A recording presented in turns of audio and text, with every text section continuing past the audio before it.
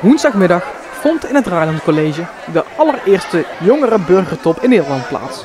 Hier deden verschillende basisschoolleerlingen van de groepen 6, 7 en 8 en middelbare scholieren van de eerste 3 jaar aan mee. Nou ja, in aanloop naar de 28e, als de burgertop plaatsvindt in de evenementenhal, willen we graag ook met de jongeren in gesprek. Want we gaan het die 28e hebben over de toekomst van Venray. Maar met wie kun je beter in gesprek gaan over de toekomst dan met de toekomst. Dus vandaar dat we heel graag met deze jongeren in gesprek wilden.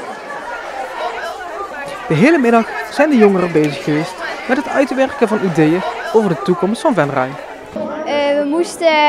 Eerst moesten we allemaal ideeën bedenken voor de toekomst van Venray. Die moest je dan in het midden van de kamer leggen. En daarna moesten we met een groepje van 1 idee een poster maken. Dat is later uitgewerkt naar 1 idee per tafel. En nu op dit moment zijn ze een plan van aanpak aan het maken voor dat idee, hoe zij dit kunnen gaan realiseren. Vervolgens kon er gestemd worden op de diverse projecten. Maar voor het zover was, werden de plannen eerst gepitcht, zodat iedereen precies wist wat het idee inhield. Wat is jullie idee? Wij willen prullenbakken gaan versieren zodat mensen eerder wat weggooien.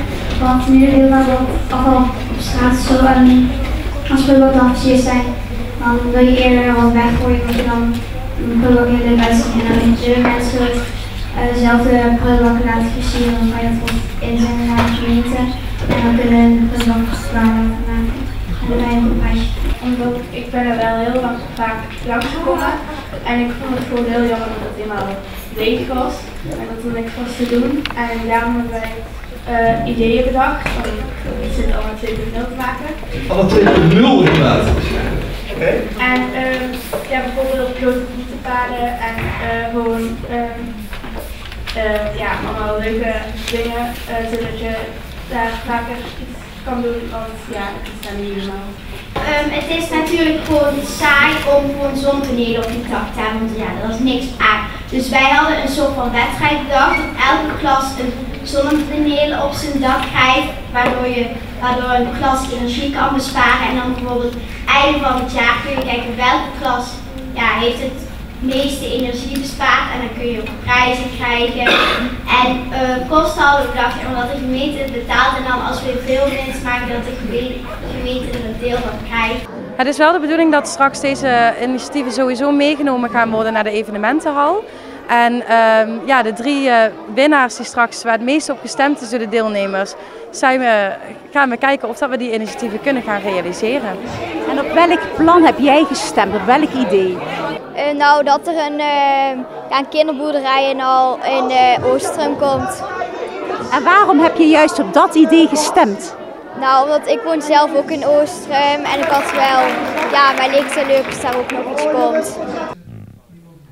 De ideeën die werden geopperd worden ook meegenomen naar de burgertop in de evenementenhal op 28 januari.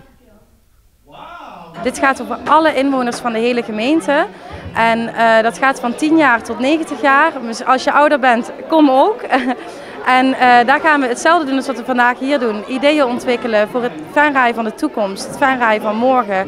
En alle ideeën zijn welkom. En daar gaan we hetzelfde doen als vandaag. Plan van aanpakken maken en realiseren. Dus iedereen die een idee heeft, ik zou zeggen, kom op. Zeker. Mee praten, meedenken, maar zeker ook mee creëren en realiseren. Dus iedereen die een idee heeft, die iets mist, die iets wil, meld je aan. En kom de 28e meedoen.